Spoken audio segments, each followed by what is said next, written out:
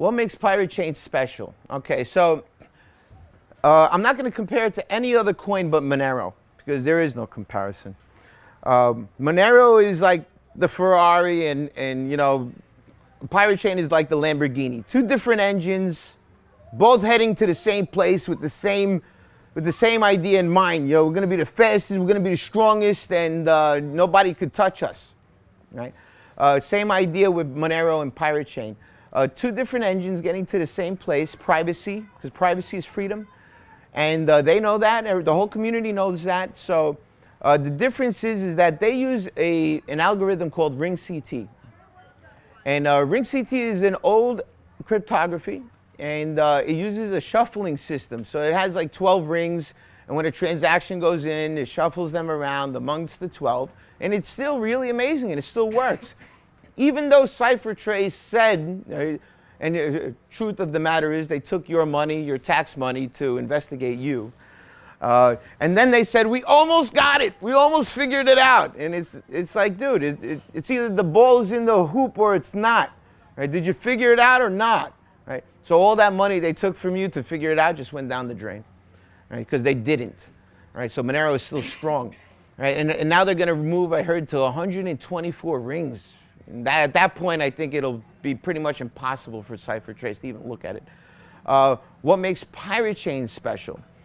Pirate Chain has a different ZK Snarks algorithm, and what I love about it is that there's something called an Anonymity Set. Right? An Anonymity Set is a rating that a developer gives a chain to show how private it is. To see, you know, it's a rating. It's actually a pool of transactions. Right? So Monero has 12 rings, bulletproofs, you know, some other protection layers. That gives it about a non-set of 15, right? Pirate, when I started, had an anon set of 130,000. And the more people use it, the more that number goes up. Today, after, you know, our recent popularity thing, you know, because I've been doing this for 2 years, I didn't expect that to happen. We're at over 500,000 anonymity sets. So that means every time your transaction hits that pool, it's going inside all those five. It's getting mixed with all those five. It's lost. It's lost. There's no. It's the abyss. It went into the abyss. With 12, it's possible to undo things. It's possible. They didn't do it though. You know, so that's what I love. It's a technology that gets stronger the more people use it, and that's a great idea. It's a great way of working, right? It's like IPFS. I don't know if you guys know interplanetary filing system. It's a great technology as well. The more people use it, the faster it goes. That's a great technology, unlike the structure we have in ISPs today, where the more people that use it, the more wires they need, and the more routers they need, and the bigger, they got to make their devices bigger. No, this is the opposite. This is a great technology because you don't need more hardware to make it work better. You need more people to use it. And the more people use it, the better it gets. The more anonymous it gets, the more hands it goes through, right? So utility makes that, you know, more. So how free can this get? Let me give you a vision, all right? Atomic swaps. Anybody here know what atomic swaps are? Okay, good. All right, so I'm waiting big time for that. Right? That is what's going to free us from this market. Why do you think it's so popular? Everybody doing decentralized exchanges, right?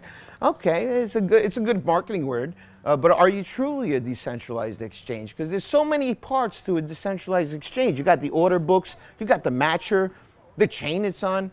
How, you know, there's so many aspects to it that maybe one aspect of it is centralized, which is, for the most part, that's the problem. Maybe the order books part is centralized, which is typical for many of them. But it's not fully decentralized, so it's not a decentralized exchange. I'm sorry. You decentralized a little bit, but not enough. But with atomic swaps, we're going to have true decentralized exchanges where me and you, we're gonna trade coins, and me and you will trade coins, and nobody could get involved with that, government or anybody. Right, because there's no middleman anymore. There's no central entity to go to and say, listen, I'm going to need you. I'm going to give you, I'm going to knight you. You're now KYC qualified to route out all your people to me. the government, right? That's what they do. They deputize you, and they force shop owners to rat out their loyal customers. Turn people into rats. What happens there?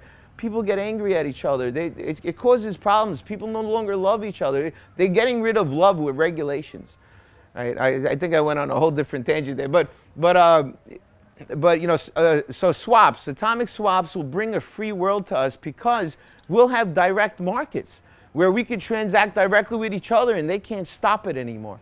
Especially if you use Monero and Pirate. They can't stop it because they can't see it. And if you can't see it, you can't stop it, right? And then people go, oh, but you know, if I put a website up and you know, they're going to shut it down and you know, there's other ways to shut us down. Well, that's what IPFS is for. That's all these great technologies in crypto. That's why crypto is amazing. It's the most amazing thing that's ever happened to me. I want it to be the most amazing thing that happened to you guys too. Right? So please, stop giving away your information to strangers.